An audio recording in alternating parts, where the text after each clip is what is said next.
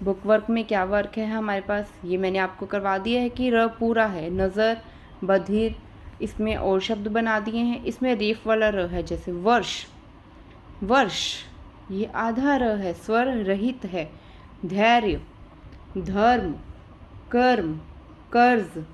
इसी प्रकार से पदेन है जो प्रतिक्रिया, प्रेम, ब्राह्मण, क्रोध, प्रवेश।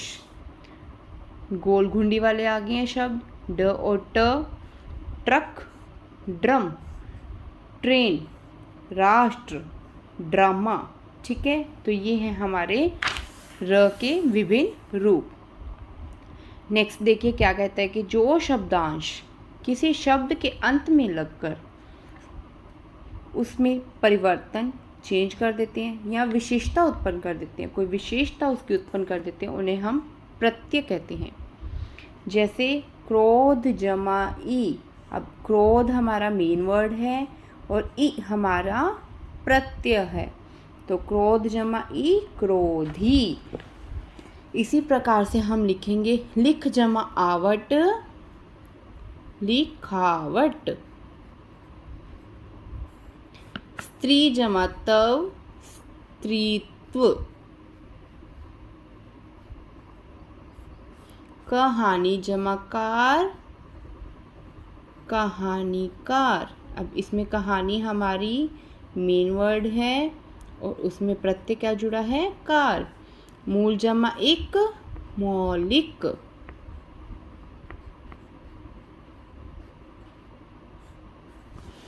गुण जमावती, गुणवती।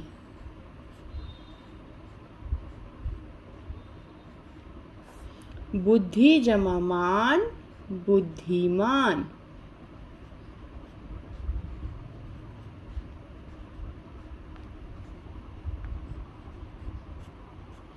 लेख जमा अक, लेखक।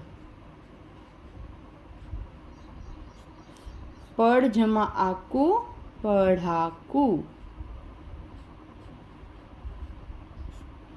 ठीक है बच्चा, सबको समझ आ गया होगा कि मेन वर्ड उसमें जो प्रत्यय लगा होता है उसको हम जोड़कर इस प्रकार से नया शब्द बनाएंगे। और प्रत्यय किसे कहते हैं, जो शब्दांश किसी शब्द के अंत में लगकर उसमें पूरा चेंज कर देते हैं, उन्हें हम प्रत्यय कहते हैं। नेक्स्ट है निम्नलिखित शब्दों में संज्ञा का कौन सा भेद है। हमने संज्ञा अभी की नहीं है वैसे, लेकिन आपने लास्ट ईयर अपनी क्लास में किया होगा कि संज्ञा किसे कहते हैं और संज्ञा के भेद क्या होते हैं। संज्ञा के 3 भेद हैं, व्यक्तिवाचक, जातिवाचक और भाववाचक। व्यक्तिवाचक में किसी विशेष व्यक्ति के बारे में बताया जाता है, जातिवाचक में किसी समूह के बारे में बताया जाता है और भाववाचक में किसी के हाव भाव उनके बारे में बताया जाता है। ठीक है, जैसे अब हमें इसमें क्या कहा गया है कि हेलन अमेरिका, 2 शब्द दिए हुए हैं, इसमें से हमें बताना है कि ये क्या है। हेलन नाम है, अमेरिका ये भी विशेष है, तो ये आ जाएगा व्यक्तिवाचक। विशेष व्यक्ति, विशेष स्थान, ठीक है, विशेष वस्तु के बारे में बताए वो है व्यक्तिवाचक संज्ञा। व्याकुलता, उलझन। अब ये व्याकुल यानी कि वो व्याकुल हो रहा है, तो क्या है, उसका मन का भाव है। उलझन में है, वो भी उसके मन के भाव हैं, तो ये क्या हो जाएगा, भाववाचक संज्ञा। अखबार, गुरु। अखबार, अखबार हम देखो न्यूज़पेपर होता तो डिफरेंट होते हैं, उसमें कितनी न्यूज़ होती है, लेकिन उसका नाम सिर्फ अखबार होता है। ठीक है, और अखबार। गुरु, गुरु के रूप में हम स्त्री गुरु भी हो सकती है, पुरुष भी गुरु हो सकते हैं, आपके जैसे टीचर होते हैं, लेकिन जो उनकी समूह है यानी कि उनका एक विशेष नाम है जो वो है गुरु, तो ये है जातिवाचक संज्ञा में। Catherine, Annie. अब फिर ये 2 नाम आ चुके हैं, विशेष हैं, तो व्यक्तिवाचक संज्ञा। मातृत्व और अहंकार, ये मातृत्व माँ, ठीक है, प्यार को दर्शा रहा है माँ का। अहंकार ये भी हमारे भाव को यानी कि गुस्सा या हमें जो अहंकार है, खुद में ईगो है, उसको दर्शा रहा है, तो ये हमारे क्या हैं, भाव हैं, तो ये आ जाएगा भाववाचक संज्ञा। नेक्स्ट है सुनो ध्यान से। अध्यापक अध्यापिका सीढ़ी द्वारा बोले गए वाक्य सुनकर अनुस्वार और अनुनासिक के शब्द लिखो। मैंने आपको बताया था ना, अनुस्वार और अनुनासिक कौन से होते हैं। अनुस्वार जिनकी आवाज़ नाक से सुनाई देती है, और अनुनासिक जिनकी आवाज़ नाक और गले दोनों से सुनाई देती है, जैसे संभव, संभव इसको बोलोगे तो यहाँ पर अनुस्वार यूज़ हुआ है।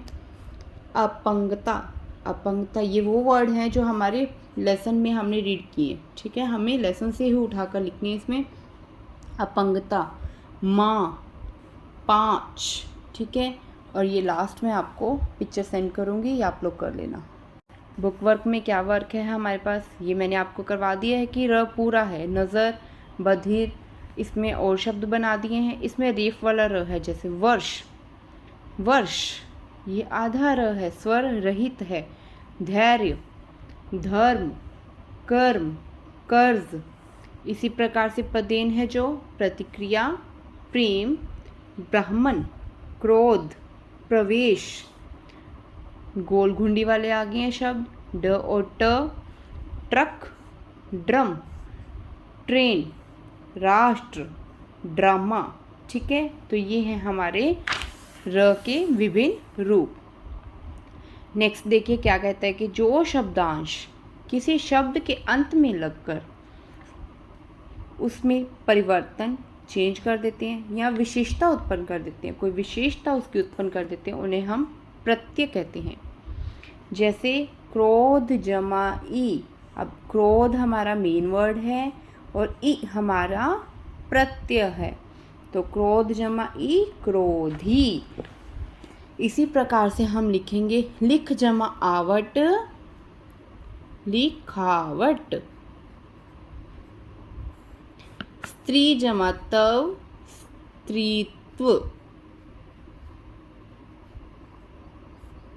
कहानी जमा कार, कहानीकार। अब इसमें कहानी हमारी मेन वर्ड है और उसमें प्रत्यय क्या जुड़ा है, कार।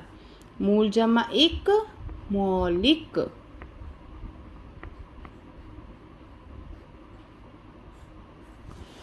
गुण जमावती, गुणवती।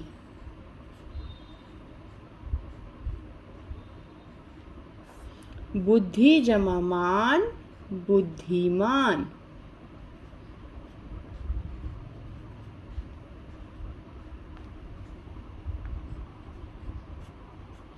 लेख जमा अक, लेखक। पढ़ जमा आकू, पढ़ाकू। ठीक है बच्चा, सबको समझ आ गया होगा कि मेन वर्ड उसमें जो प्रत्यय लगा होता है उसको हम जोड़कर इस प्रकार से नया शब्द बनाएंगे। और प्रत्यय किसे कहते हैं, जो शब्दांश किसी शब्द के अंत में लगकर उसमें पूरा चेंज कर देते हैं, उन्हें हम प्रत्यय कहते हैं। नेक्स्ट है निम्नलिखित शब्दों में संज्ञा का कौन सा भेद है। हमने संज्ञा अभी की नहीं है वैसे, लेकिन आपने लास्ट ईयर अपनी क्लास में किया होगा कि संज्ञा किसे कहते हैं और संज्ञा के भेद क्या होते हैं।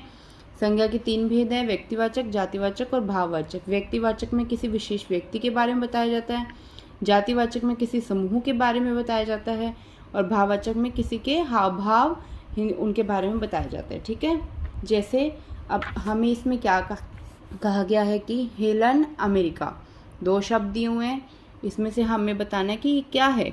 हेलन नाम है, अमेरिका ये भी विशेष है, तो ये आ जाएगा व्यक्तिवाचक। विशेष व्यक्ति, विशेष स्थान, ठीक है, विशेष वस्तु के बारे में बताए वो है व्यक्तिवाचक संज्ञा। व्याकुलता, उलझन। अब ये व्याकुल यानी कि वो व्याकुल हो रहा है, तो क्या है, उसका मन का भाव है। उलझन में है, वो भी उसके मन के भाव हैं, तो ये क्या हो जाएगा, भाववाचक संज्ञा। अखबार, गुरु। अखबार, अखबार हम देखो न्यूज़पेपर होता तो डिफरेंट होते हैं, उसमें कितनी न्यूज़ होती है, लेकिन उसका नाम सिर्फ अखबार होता है। ठीक है, और अखबार। गुरु, गुरु के रूप में हम स्त्री गुरु भी हो सकती है, पुरुष भी गुरु हो सकते हैं, आपके जैसे टीचर होते हैं, लेकिन जो उनकी समूह है यानी कि उनका एक विशेष नाम है जो वो है गुरु, तो ये है जातिवाचक संज्ञा में। Catherine, Annie. अब फिर ये 2 नाम आ चुके हैं, विशेष हैं, तो व्यक्तिवाचक संज्ञा। मातृत्व और अहंकार, ये मातृत्व माँ, ठीक है, प्यार को दर्शा रहा है माँ का, अहंकार, ये भी हमारे भाव को यानी कि गुस्सा या हमें जो अहंकार है, खुद में ईगो है, उसको दर्शा रहा है, तो ये हमारे क्या हैं, भाव हैं। तो ये आ जाएगा भाववाचक संज्ञा। नेक्स्ट है सुनो ध्यान से। अध्यापक अध्यापिका सीढ़ी द्वारा बोले गए वाक्य सुनकर अनुस्वार और अनुनासिक के शब्द लिखो। मैंने आपको बताया था ना, अनुस्वार और अनुनासिक कौन से होते हैं। अनुस्वार जिनकी आवाज़ नाक से सुनाई देती है, और अनुनासिक जिनकी आवाज़ नाक और गले दोनों से सुनाई देती है। जैसे संभव, संभव इसको बोलोगे तो यहाँ पर अनुस्वार यूज़ हुआ है। अपंगता, अपंगता ये वो वर्ड हैं जो हमारे लेसन में हमने रीड किए, ठीक है, हमें लेसन से ही उठाकर लिखनी है इसमें। अपंग